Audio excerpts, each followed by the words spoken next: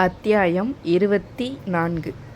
அன்று யமன் வழக்கமாக வழிபடும் இடத்தில் அமர்ந்து ஈசனை நினைத்து தியானித்து கொண்டிருக்க அவனை தொந்தரவு செய்யாமல் அஞ்சனா சித்திரகுப்தனை தேடி விரைந்தாள்.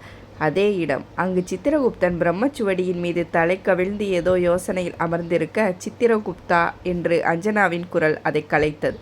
சலிப்பாய் அவன் பார்க்க அவனிடம் பேசியே ஆக வேண்டிய மனநிலையில் இருந்தவள் நேரடியாக விஷயத்திற்கு வந்தாள். சித்திரகுப்தா, அந்தகன் என்னை காதலிச்சது முதல் தப்பு. அடுத்து வேற ஏதோ தப்பு பண்ணியிருக்கான்னு சொன்னையே, அது என்ன? என்கிட்ட சொல்லு. தேவி, அதுதான் பிரபுவிடம் கேட்டுக்கொள்ளுங்கள் என்று கூறினேனே. அந்தகன் என்கிட்ட அது பற்றி எதுவும் சொல்ல மாட்டேங்கிறார். தேவி, இந்த விஷயம் எல்லாம் தங்களுக்கு எதற்கு? என்னை ஏதோ குற்றவாளி மாதிரி நீ பார்க்குற. அதனாலேயே அதுக்கான காரணம் எனக்கு தெரியணும். வேண்டாம் தேவி, அவ்விஷயத்தினை கூறினேன் என்றால் தங்களின் நிம்மதி தொலைந்துவிடும். தாங்கள் சென்று விடுங்கள். என் நிம்மதியை விட அந்தகனோட நிம்மதி முக்கியம். அவங்களும் தப்பு பண்ணிட்டேன்னு சொல்கிறாங்க, நீயும் இப்படி சொல்கிற. எனக்கு உண்மை என்னன்னு தெரியணும். அது தெரிய வந்தால் தாங்கள் என்ன செய்வதாய் உத்தேசம்? நடந்த தவறினை மாற்றி எழுதிட தங்களால் இயலுமா? எம் பிரபுவை தண்டனையிலிருந்து தப்புவிக்கத்தான் தங்களால் இயலுமா? கூறுங்கள் தேவி. நிச்சயமாக முடியும் சித்திரகுப்தா. என்ன, ஈசனை மீறி தங்களால் ஏதாவது செய்ய முடியுமா? வேடிக்கை பேச்சு வேண்டாம் தேவி. பக்திக்கு கட்டுப்பட்டவன் ஈசன். அவன் நான் அந்தகன் மேலே வச்சிருக்க காதலுக்கும் கட்டுப்படுவான்.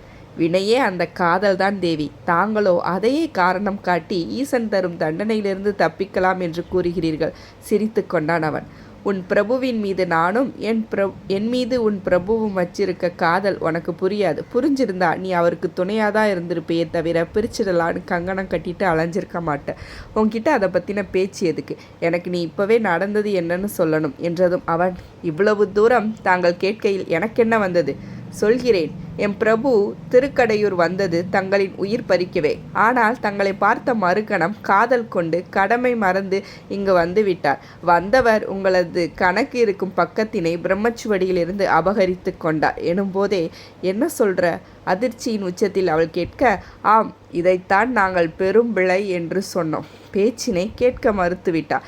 சொல்லுங்கள் தேவி. கடமையை மறக்கச் செய்த, அதிகாரத்தினை துஷ்பிரயோகம் செய்ய வைத்த காதலினை நான் தடுக்க நினைத்தது தவறா தேவி என்றான்.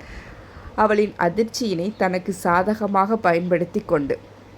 இப்போது சர்வமும் புரிந்து போனது அவளுக்கு. யமன் செய்தது எத்தகைய குற்றம்? நிச்சயம் ஈசன் இதனை சாதாரணமாக விடப்போவதில்லை என்பதன் நிதர்சனம் புரிந்ததில் அவளுக்கு கிளி படர்ந்தது. அந்தகன் இல்லாத வாழ்வு அவளை பொறுத்தவரை வாழ்வே இல்லை. அந்தகனை காக்க அவள் ஏதாவது செய்தாக வேண்டும். ஈசன் தரும் தண்டனையிலிருந்து அவனை பாதுகாக்க வேண்டும். என்ன செய்வது? அவள் யோசித்து கொண்டிருக்க சித்திரகுப்தன் தேவி என்று நிதானமாக அவளை அழைத்தான். என்ன? தங்களின் மனம் படும் பாடு பற்றி அறிவேன். தாங்கள் இப்போது பிரபுவை எப்படியாவது காப்பாற்ற வேண்டும் என்று நினைக்கிறீர்கள். தாங்கள் மனம் வைத்தால் நிச்சயம் அது நடக்கும். நான் என்ன பண்ணணும்னு சொல்லு. அந்தகனுக்காக என்ன வேணாலும் செய்வேன். தங்களின் உயிரை தியாகம் செய்து விடுங்கள் தேவி. அப்படியெனில் பிரம்மச்சுவடியில் தங்களின் கணக்கு நேர் செய்யப்பட்டுவிடும். ஈசன் கண்விழிக்கையில் எல்லாம் சரியாகிவிடும். பிரபுவும் தப்பித்து விடுவார். நிஜமாவா? நான் செத்துட்ட அந்தகனுக்கு ஒன்றும் ஆகாதுல்ல? நிச்சயம் தேவி என்று சொன்ன சித்திரகுப்தன் மனம் இப்போது குரூரத்தின் விளிம்பில் இருந்தது. அன்று ஏற்பட்ட எரிச்சல் முழுமையாக அடங்கியது போன்ற உணர்வு. யாருக்காக தன்னை தண்டித்தானோ அவள் இப்போது இல்லை என்றால் நிச்சயம் அது யமனுக்கு பேரிழைப்புதான். இந்த தண்டனை யமனுக்கு தேவைதான் எனவும் நினைத்து கொண்டான். சித்திரகுப்தா, அந்தகனை மீறி நான் சாக முடியுமா? ஏன் கேட்குறேன்னா, மரணத்துக்கான கடவுள் அவர்தான். அப்படி இருக்கும்போது நான் சாக போகிறது அவருக்கு நிச்சயம் தெரியும்ல. அப்போ தடுத்துருவார்ல. அதுவும் இல்லாமல் பிரம்மச்சுவடியில் இல்லாத உயிரை எடுக்க முடியாது தானே? உண்மை தேவி. அதற்கு ஒரு உபாயம் சொல்கிறேன். நான் பிரம்மச்சுவடியில் ஒரு போலி கணக்கு உருவாக்கி விடுகிறேன். சில இடங்களுக்கு யமக்கிங்கரர்களை அனுப்பிவிடுவது வாடிக்கை. அவர்கள் மூலம் தங்களின் உயிரை கவர்ந்து வர ஏற்பாடு செய்கிறேன். அதற்கான கால நேரமெல்லாம் நான் கணித்து எழுதி வைத்து தங்களிடமும் சொல்லிவிடுகிறேன் என சொல்ல அவள் மகிழ்ச்சியோடு புறப்பட்டு சென்றாள். சித்திரகுப்தனுக்குள்ளும் இப்போது மட்டற்ற மகிழ்ச்சி. யமனுக்கு இடைஞ்சலாய் வந்தவள் உயிர் பிரியப் போகிறது என்பதை நினைக்க நினைக்கத்தான் அனுபவித்த வேதனைகள் எல்லாம் ஒன்றுமில்லாது போனது. இது யமனுக்கு தெரிய வந்தால் நிச்சயம் சித்திரகுப்தனை விடமாட்டான். அதை பற்றின கவலை கிஞ்சித்தும் இல்லாது சித்திரகுப்தன் காரியங்களில் ஈடுபட்டான். இவை அனைத்தையும் கேட்டுக்கொண்டிருந்த யமனுக்கோ கோபம் வரவில்லை. மாறாக சித்திரகுப்தனை நினைத்து சிரிப்புதான் வந்தது. அஞ்சனாவின் உயிருக்கு கவசம் யமன். அவனை மீறி அவள் உயிர் போகப் போவதில்லை. அதுவுமில்லாமல் அவள் கணக்கினை முற்றிலுமாக அப்புறப்படுத்தியது அவன். அவள் இப்போது அவர்களைப் போலவே சாகாவரம் பெற்றவள். அது ஏனோ சித்திரகுப்தன் மறந்து போனான். அவனை பாவமாக பார்த்தபடி தன்னுடைய நாடகத்தினை நடத்த திட்டமிட்டு உள்ளே வந்தான் யமன். இப்போது சித்திரகுப்தனும் யமனும் மட்டுமே அவ்விடத்தில் இருந்தார்கள். யமனின் மீது பார்வையை திருப்பாமல் அவன் வேறுபுறம் பார்த்த வண்ணம் நின்றிருக்க, யமன், மன்னித்துக்கொள் சித்திரகுப்தா, நான் உன்னிடம் மோசமாக நடந்து கொண்டேன். தவறுதான். இருந்தும் என்னால் சினத்தினை கட்டுப்படுத்த முடியவில்லை. அஞ்சனாவின் உயிரை எடுப்பதற்காக நீ வாய் வார்த்தையாய் கேட்கக்கூட நான் விரும்பவில்லை சித்திரகுப்தா. அதற்காகவே அப்படி நடந்து கொண்டேன். மீண்டும் ஒரு முறை கேட்கிறேன், மன்னித்துக்கொள் என்றான் சோகம் ததும்பும் முகத்தினை வைத்துக்கொண்டு. தாங்கள் என்னிடம் மன்னிப்பு கேட்க வேண்டிய அவசியம் என்ன வந்தது? தங்கள் விருப்பப்படி தாங்கள் நடந்து கொள்வீர்கள். அதில் நான் தலையிட்டது தவறுதான். கோபம் வேண்டாம் சித்திரகுப்தா. என்னால் அவளை யாருக்கும் விட்டு கொடுக்க முடியாது. அவளால் மட்டுமே இப்போது நான் மிகுந்த சந்தோஷமாக இருக்கின்றேன். இந்த உணர்வுகள் உனக்கு புதிதல்லவே. ஆதலால் தான் என்னிடம் மறுத்து பேசினாய். நீயும் ஒரு பெண்ணை பார்த்து மையல் உற்றிருந்தால் தெரிந்திருக்கும் அதில் கிடைக்கும் அதீத உவகை யாதென்று. எனக்கு தெரியவே வேண்டாம் பிரபு. தங்களைப் போல் விதியினை மீற எனக்கு ஆசை இல்லை. நான் மட்டும் விதியினை மீற வேண்டும் என்றுதான் இவ்வளவும் பண்ணினேனா சித்திரகுப்தா? ஏன் நீ என் நிலைமையினை புரிந்து கொள்ள மறுக்கின்றாய்? தங்களின் பக்கம் மட்டும் பார்க்கிறீர் பிரபு. நானோ ஒட்டுமொத்தமாக இந்த யமலோகத்தின் நன்மை அதென்று யோசிக்கிறேன். யமலோகத்தின் நன்மையை நீ கருத்தில் கொண்டிருந்தால் எல்லோரிடத்திலும் என் விஷயத்தினை உளறி வைத்திருக்க மாட்டாய். தங்களை தடுத்து நிறுத்த வேண்டிய கட்டாயத்தில் நான் இருந்தேன் பிரபு. உடன் பிறந்தவர் சொன்னால் கேட்பீர்கள் என்று நினைத்தேன். எனவே தான் நான் சனீஸ்வரரை தேடிச் சென்று தங்களை பற்றி கூறினேன். தாங்கள் ஈசன் முன் தலை கவிழ்ந்து நிற்பதனை பார்க்க என்னால் நிச்சயம் முடியாது. அது மட்டுமா, தங்களுக்கு ஏதாவது நேர்ந்து விடுமோ என்று மிகவும் அச்சமாக இருந்தது. உன் பிரபு பாவம் சித்திரகுப்தா. அவளை பார்த்திராவிட்டால் நான் நானாக இருந்திருப்பேன் தான். ஆனால் இப்போது அவளின் அந்தகனாய் மட்டுமே மாறி நிற்கிறேன். அது தரும் களிப்பிற்கு எல்லையே இல்லை.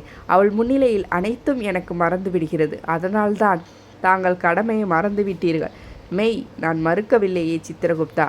அது மட்டுமா, தாங்கள் தேவியின் ஆட்கணக்கினை அழித்து விட்டீர்கள். தவறு. ஒரு காதலனாய் அவள் என்னுடன் இருக்க வேண்டுமென பிரியப்பட்டேன்.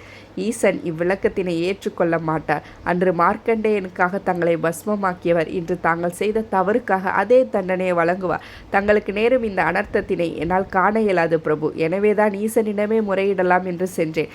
நந்திதேவன் விடவில்லை. சரி, பரந்தாவனிடம் பேசலாம் என்று செல்கையில் இந்திரன் குறுக்கே வந்தான். வேறு வழியின்றி அவனிடம் நான் நடந்ததை உரைத்துவிட்டேன். அது நீ செய்த மாபெரும் பாதகம் சித்திரகுப்தா. அவனை பற்றி தெரிந்த நீ அவனிடம் அதை சொல்லியிருக்கவே கூடாது. அவன் அஞ்சனாவின் மீது பித்தம் கொண்டு நிறையவே செய்துவிட்டான். என்ன செய்தான் பிரபு? நீ சொன்னதைத்தான் செய்கிறான் சித்திரகுப்தா. சொன்னவன் நடக்க ஆரம்பிக்க, பிரபு பிரபு சற்று நில்லுங்கள், என்ன கூறுகிறீர்கள்? நான் என்ன செய்ய சொன்னேன் இந்திரனை என்றான் இவன். நீதானே என் காதலுக்கு இடையூறு விளைவிக்க வேண்டும் என்று கேட்டுக்கொண்டாய். அதைத்தான் திவ்யமாக அவன் செய்து கொண்டிருக்கிறான். பிரபு, நான் இந்திரனிடம் சொல்ல வேண்டும் என்று நினைக்கவே இல்லை. இந்த நாரதர் தான். எப்படியோ இந்திரன் காதுக்குள் என் காதல் விஷயம் சென்றது உன் தயவால் தான் சித்திரகுப்தா. அதன் பலனை இப்போது நான் அனுபவிக்கிறேன். அது மட்டுமில்லாமல் நீ எழுதிய பாவத்தின் கணக்கினையும் சேர்த்துத்தான். இதை சொன்ன பிற்பாடுதான் சித்திரகுப்தனுக்கு தான் செய்து வைத்தது கண்முன் வந்தது. எந்த காதலால் எவரையும் மதிக்காது திமிராய் திரிந்தீர்களோ அந்த காதல் உங்களது கைவிட்டு போகும். அந்த காதலால் தாங்கள் அடையப் போவது எக்கச்சக்கமான சாபமும் காயங்களும் மட்டுமே. வரும் அந்த நாள் விரைவில் வரும். அன்று தங்களுக்கென இருக்கும் கர்வம் எல்லாம் அழிந்து போகும். தங்களின் பதவி பறிபோகும். தங்களது எல்லாமே பறிபோகும். அவளது உயிரை நான் எடுக்க வேண்டாம் என்று தானே இவ்வளவும் செய்தீர்கள். இனி அவள் உங்களது உயிரை எடுப்பாள். அணு அணுவாய் எடுப்பாள். அது நினைவுக்கு வந்தவுடன், பிரபு, அது தங்கள் மேல் கொண்ட சினத்தில் புத்தி பிசகி மேற்கொண்டு அவனால் சொல்லவே முடியவில்லை.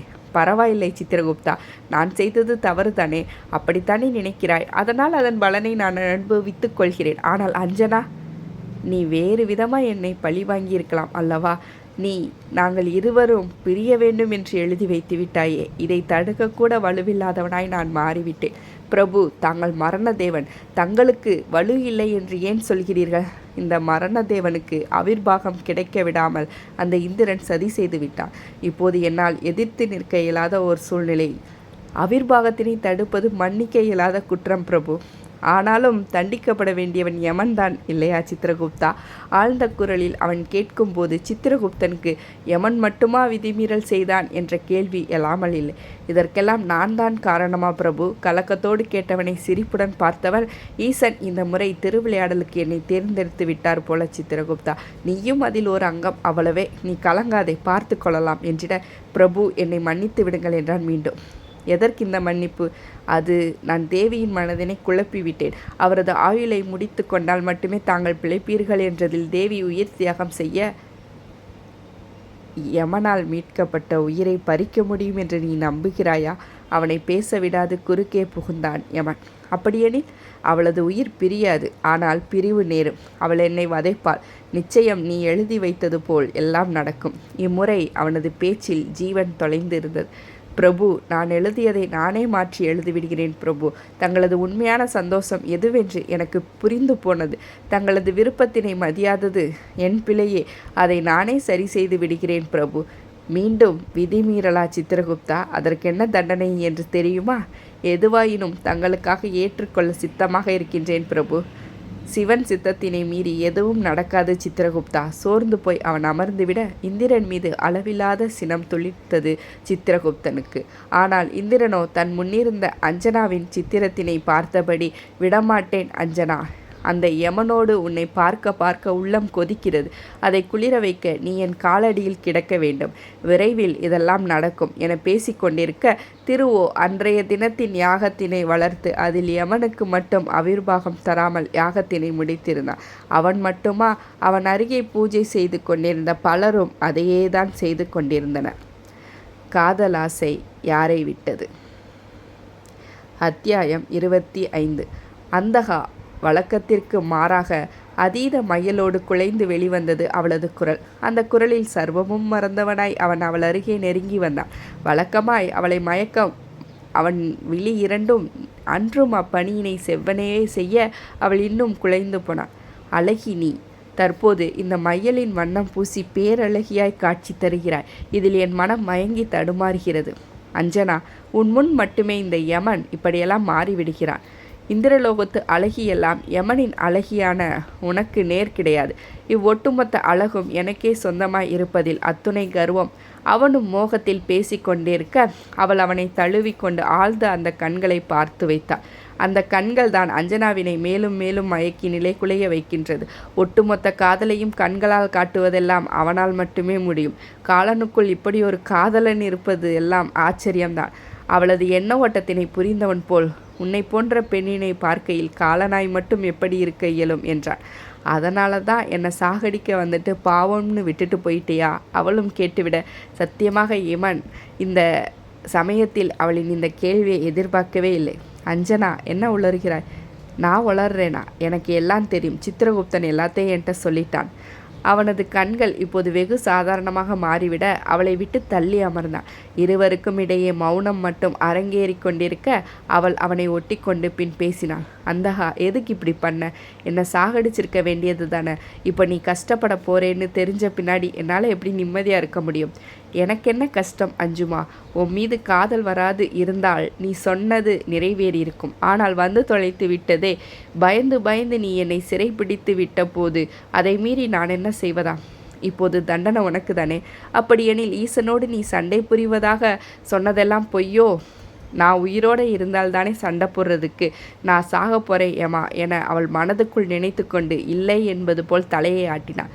அஞ்சனா, ஒரு விஷயம் நன்றாக புரிந்து கொள். நீ இருந்தால் மட்டுமே யமன் இருப்பான். இல்லையெனில் மரண தேவன் மரணத்தினை ஏற்றிருப்பான். ஈசன் என்ன எனக்கு தண்டனை தருவது? நானே தண்டனையை ஏற்றுக்கொள்வேன். என் மேலே அந்தளவுக்கா காதல்? அந்தகனுக்கு அஞ்சனா வேண்டும். எப்போதும் அஞ்சனா மட்டுமே வேண்டும். எப்போவுமே அஞ்சனா உனக்கு மட்டும்தான் அந்தகா. எடுத்துக்கோ. அவனிடமே அவள் சரண் புகுந்தாள். விதிமீறல்கள் எப்போதும் தண்டனைக்கு உரியவைதான். ஆனால் இவ்விடத்தில் விதிமீறல்கள் எல்லாம் தண்டனைக்கு அப்பாற்பட்டவை, புதிய உலகிற்கு உரித்தானவை. அப்படிப்பட்ட புதிய உலகில் இருவரும் சஞ்சாரம் செய்து கொண்டிருந்தார்கள். அவள் மனதில் அந்தகனின் காதலும் அவனிடத்தில் அவளும் மட்டுமே நிரம்பியிருந்தார்கள். இந்த காதல் பொல்லாததுதான் என்பதனை நொடிக்கு நொடி இருவரும் உணர்ந்து கொண்டிருந்தார்கள். களைப்பிலும் விடாது காதல் செய்யும் இருவரையும் காலம் பிரிக்க காத்திருந்தது என்பது கசப்பான உண்மை. அதனை யமனும் அறிவான். அதீத காதலோடும் அளவிலாத காமத்தோடும் அவர்களது கூடல் முடிவுக்கு வந்திருக்க யமன் வெகுவாக சோர்ந்திருந்தான். கண்கள் சொருகுவதைப் போலிருக்க அவனின் அந்த வினோத நிலையினை கண்ட அஞ்சனா, என்னாச்சு? அந்தகா பதட்டத்தோடு வினவினான்.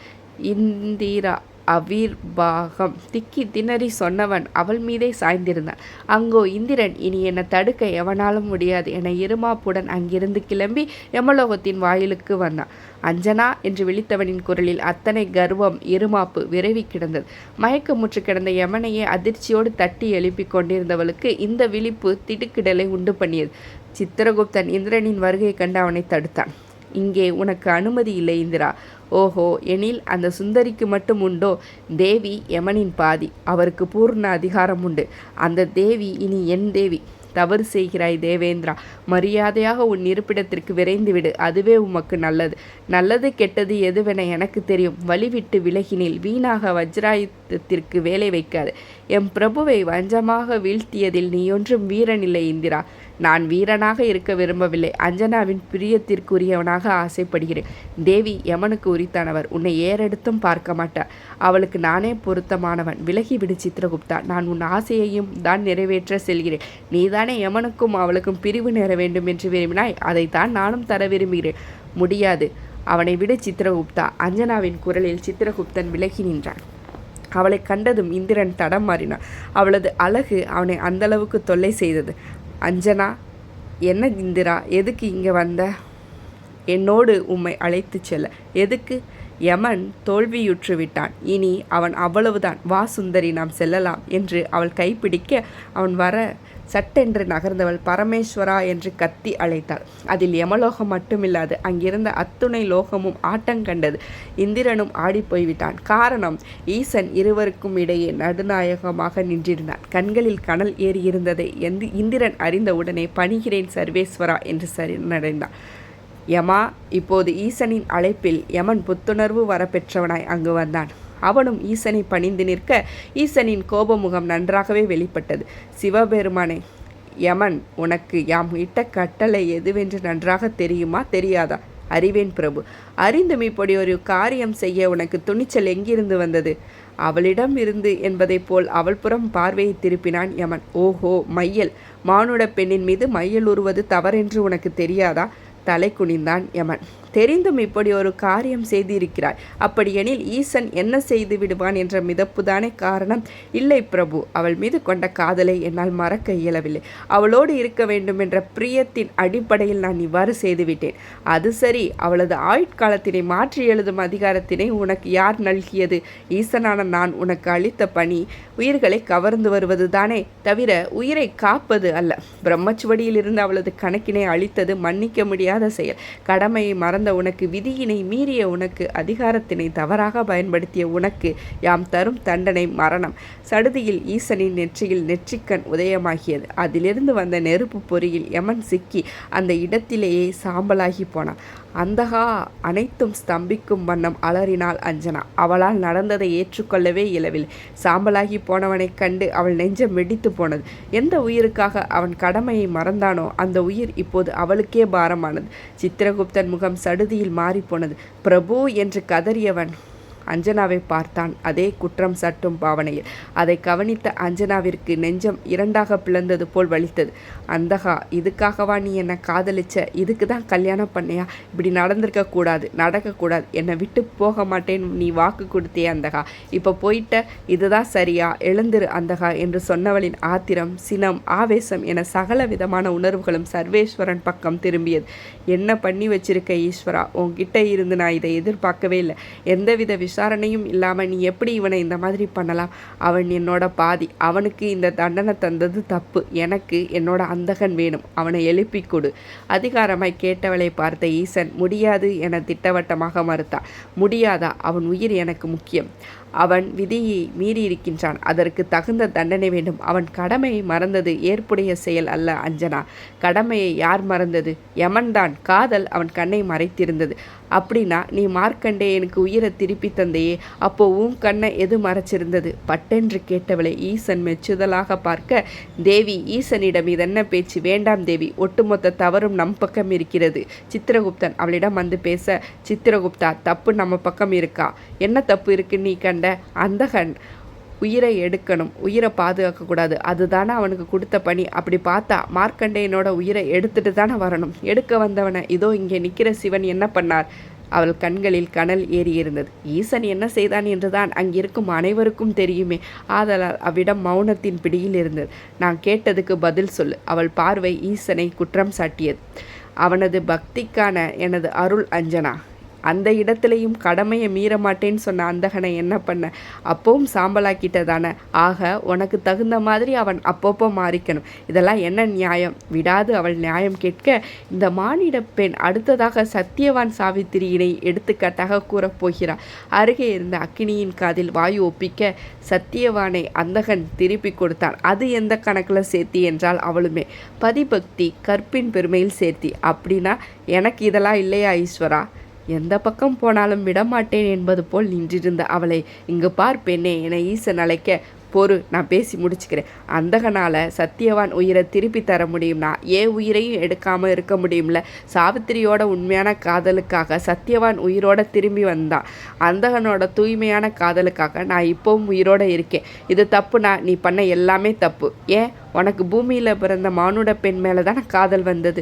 அங்கே தானே முறைப்படி கல்யாணம் பண்ணி கைலாயம் வந்த. நீ பண்ணால் அதெல்லாம் ஒன்றுமே இல்லை. அதை அந்தகன் பண்ணால் மட்டும் விதி மீறலா? கண்ணீர் வழி அவள் அழுகையோடு பேச, முடிவாய் என்னதான் சொல்ல வருகிறாய் பெண்ணே என்றான் ஈசன். அந்தகனோட உயிர் எனக்கு வேணும், அவ்வளோதான். யமனை நான் உயிர்ப்பிக்கின்றேன், ஆனால் ஒரு நிபந்தனை. அவளது பக்தியினை சோதிக்க விரும்பி ஈசன் அவளுடன் விளையாடத் தொடங்கினான். என்னன்னு சொல்லு, எதுவாக இருந்தாலும் செய்கிறேன். என் உயிர் வேண்டுமா அதையும் தரேன். யமன் தடுத்து நிறுத்திய உயிர் எனக்கு வேண்டாம், அதற்கு பதிலாய் உன் காதல் வேண்டும். என்ன? அதிர்ந்த முகத்தோடு அவள் ஈசனை பார்க்க, அவன் உயிரோடு எழுந்த மறுக்கணம் உன் நினைவிலிருந்து யமனின் நினைவு அகன்றுவிடும். அவன் நேரில் வந்து அவனை பற்றி ஏதாவது சொன்னால் கூட உன்னால் அவனை ஞாபகப்படுத்தி கொள்ளவே இயலாது. அவன் உயிர் உனக்கு வேண்டுமென்றால் இதற்கு சம்மதம் சொல்வாயா? சொல்லி முடிக்க, சம்மதம். யோசிக்கவே இல்லை. நொடியில் அவள் பதில் சொன்னாள். இப்போதும் நீ யமனின் உயிரை பறிக்கவே சம்மதம் சொல்கிறாய் அஞ்சனா. ஈசனின் கேள்வியில் மறைந்திருந்த பொருளை அவள் உணர்ந்தாள். இது அவனுக்கு எவ்வளோ வலிக்கும்னு எனக்கு தெரியும். ஆனால் அவன் உயிரோடு இருப்பான்ல, எனக்கு அது போதும். அது உன்னிஷ்டம். நீ கேட்டதற்கு இணங்க அவனை உயிர்ப்பிக்கின்றேன் சொன்னதும் யமன் சாம்பலில் இருந்து மீண்டும் கம்பீரமாக எழுந்து நின்றான். அவனுக்கு உயிர் வந்த மறுநொடி அவள் தனது வீட்டில் யமனை சுத்தமாக மறந்த நிலையில் இருந்தாள். காதல் ஆசை யாரை விட்டது? அத்தியாயம் 25, 26 நிறைவு பெற்றது. அடுத்த அத்தியாயம் விரைவில். நன்றி.